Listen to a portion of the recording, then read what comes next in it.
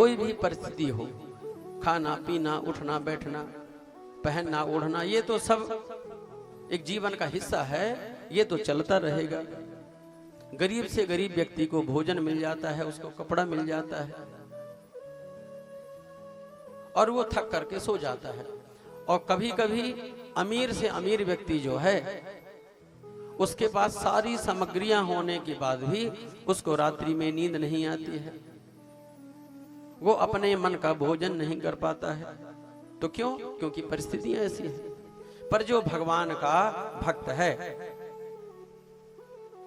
वो प्रत्येक क्षण भगवान की चर्चा करता है, उनका स्मरण करता है, तो एक न एक दिन जो है भगवान उसको अवश्य अपनाते हैं। सुदामा जी की ऐसी स्थिति को देख करके भगवान बड़े द्रवीभूत हुए, प्रक्षालन किया। इसके बाद प्रहलाद उनको सुदामा जी को जो है स्नान कराया, सुंदर वस्त्र दिए। अब भोजन करने के लिए बैठ गए। जब भोजन करने लगे तो भोजन करते समय जो है बढ़िया सुंदर पकवान लगा दिया गया। सुदामा जी एक कवल उठा करके और जैसे ही भोजन करने लगे, उसी समय उनको अपने घर की याद आ गई। मन में विचार किया, कहा देखो यहाँ मैं ऐसा 56 भोग प्राप्त कर रहा हूँ और मेरे बच्चों को जो है कितने दिनों से भोजन नहीं मिला। तो जब ऐसा चिंतन किया तो उनके गले से कौर ही नहीं नीचे जा रहा था, खा ही नहीं रहे थे। तो ये तो प्रत्येक पिता उस स्थिति को समझ सकता है कि अगर उसका परिवार कष्ट में है तो वो सुखी नहीं रह सकता। भगवान ने सोचा कि सुदामा जी को घर की याद आ गई, तो भगवान अपनी सुजन मोह का माया से सुदामा जी का जो स्मरण था उसको विस्मृत कर दिया और विश्वकर्मा को आदेशित कर दिया, कहा जा करके सुदामा नगरी बसा दो। आदेश मिलते ही जो है वहां सब कुछ बढ़िया सुंदर नगर बसा दिया। सुशीला बड़ी प्रसन्न हो गई। यहाँ पर भगवान ने जो है सुदामा जी के साथ सुंदर भोजन किया। अब आराम करने के लिए पलंग पर ले गए, प्रकोष्ठ में ले गए, बैठा दिया पलंग में, नीचे खुद बैठ गए और चर्चा करने लगे।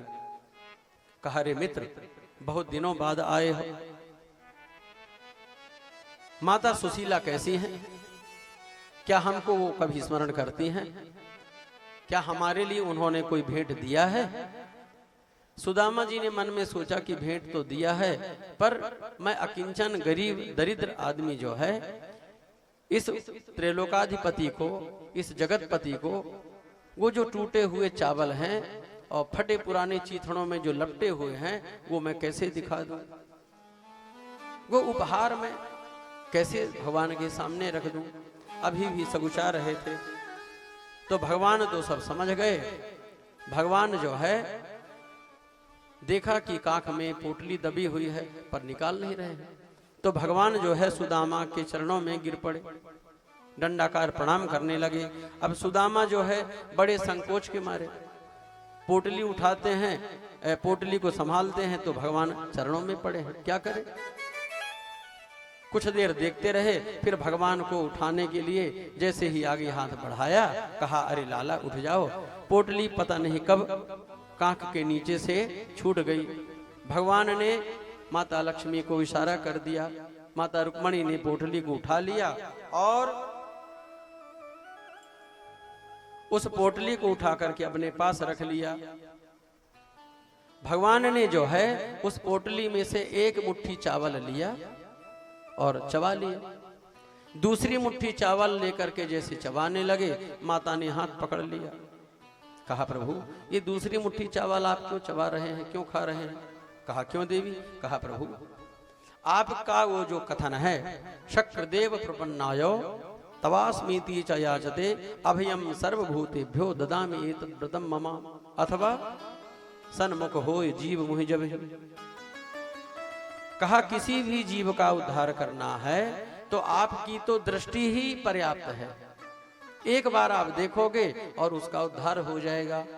तो क्या किसी का उद्धार करने के लिए आपको दोबारा प्रयास करना पड़ेगा? कहा उसका तो उद्धार हो गया। महाराज सुदामा जो है देख करके बड़े द्रवीभूत हुए और भगवान ने कहा कि कुछ संदेशा बताया है। सुदामा जी ने कहा हाँ, संदेशा क्या है? कहा जा करके भगवान से कह देना कि 1 माह 2 पाख में 2 एकादशी होए, मेरे घर गोपाल जो नित एकादशी होए। कहा भगवान से जा करके और स्थिति बता देना। भगवान मुस्कुराने लगे।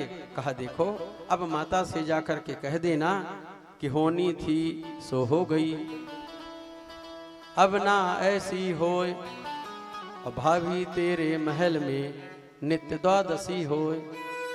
कहा अब तुम अच्छा भोजन करोगे, अपने बच्चों को अच्छे से पढ़ाओगे, अच्छी स्थिति को जियोगे। भगवान ने सब शुद्ध कर दिया। अब उनसे मित्र से जो है तो बात करने लगे। कहा देखो सुदामा, आप हमारे परम मित्र हो। कहा कि जीवन में व्यक्ति का जन्म होता है, और जब उसका जन्म होता है तो जन्म से लेकर के और मृत्यु तक उसके 3 गुरु होते हैं। पहला गुरु कौन है?